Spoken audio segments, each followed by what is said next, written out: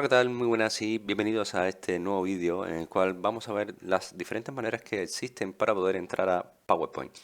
Lo normal es que cuando estemos utilizando PowerPoint tengamos un acceso directo aquí en nuestro escritorio a la misma aplicación de PowerPoint, también que podamos entrar a inicio y desde inicio buscar la aplicación de PowerPoint. Nosotros vamos a entrar de una manera bastante rápida usando una combinación de teclas y también usando la consola de Windows. La primera es la combinación de teclas de Windows R. Aquí solamente, es decir, cuando presionamos Windows R en nuestro teclado se nos va a abrir esta ventana de ejecutar. En esta ventana de ejecutar solamente tendremos que escribir Power PNT, ¿vale?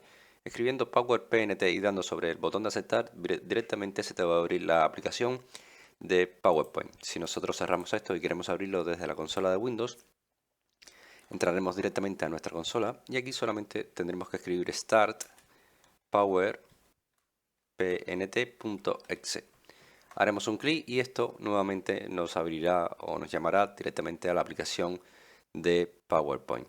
De estas maneras son como podemos acceder a PowerPoint de una manera bastante rápida y sencilla. Espero que este vídeo te haya gustado, te haya ayudado. Si es así, como siempre te digo, te invito a que me dejes tu like, suscríbete a nuestro canal y por supuesto nos vemos en un siguiente vídeo.